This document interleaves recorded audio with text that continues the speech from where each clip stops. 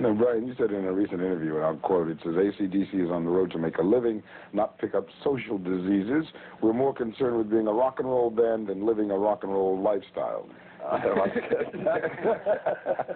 And do you practice what you preach? No, that was it. Well, you embarrassed him, I think. That was a quote. Aye. Was no trouble. The doctor. I'm going to evade that one, all right? Social diseases. Angus, you and your brother Malcolm are just two of a musical young family. And what's the rest of the clan like? Are they into music as well? Well, they're all dwarfs, yeah. They're all, they can all do bits and pieces, you know. My old man claims he's a tap dancer. Yeah.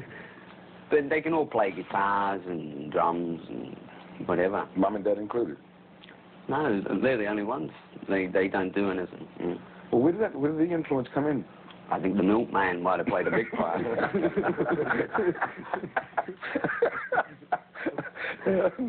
I just seemed to grow, you know, from one picked up and then the rest all sort of followed. Mm-hmm. I mean, we're all envious of each other. We all used to, I mean, I used to watch Malcolm, you know, and then steal his things, and then he'd come in and look at mine and steal his. You know, your brother, George, was in the Easy Beats. Yeah. Which, I guess, at that time in Australia was the equivalent to the Beatles. I mean, they were big bands. They were. Mm-hmm. What was it like having a superstar as a brother when you were coming up like that?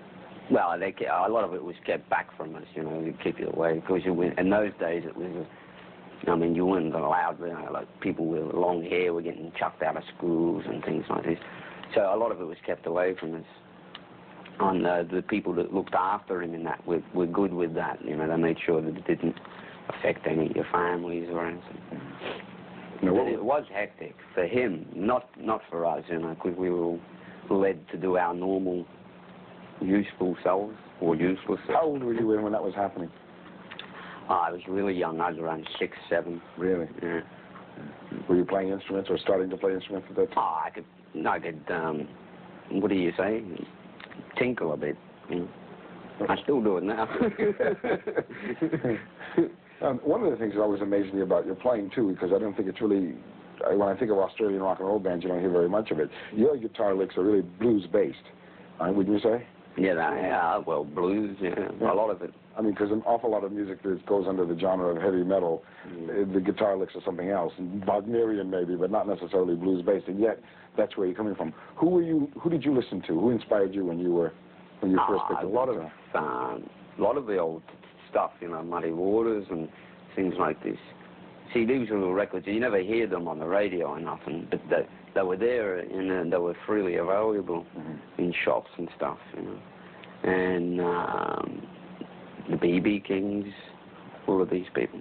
Yeah, your contemporary people like maybe Clapton or Beck or Page?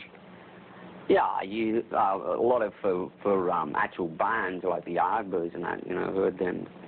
Because the radio was always on in the house and that, and you always heard stuff. Even Little Richard and stuff. Loved all that piano playing.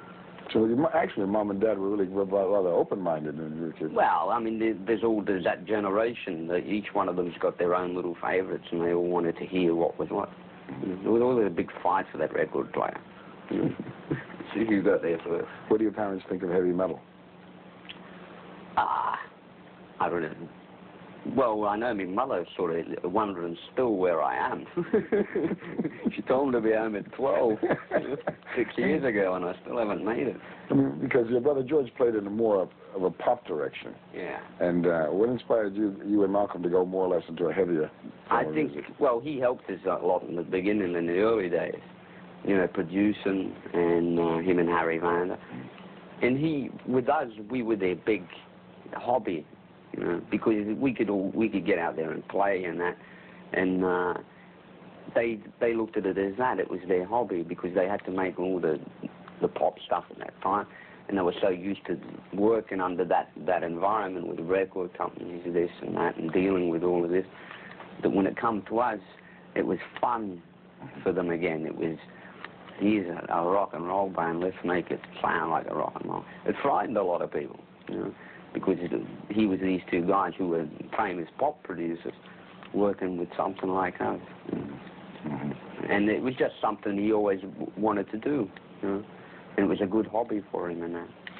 Now, your present tour has just started. You have obviously a few more months to go before it comes to a conclusion. And when you're off on your own, you know, what do you guys like to do? Oh, what a question. Here it goes. Well, we start, we rape village, rob banks. For us, I mean, I immediately run away from him. Right, he prize my backside off a motorbike for a few months. 1 hour with. That's what I enjoy. Bikes and all that.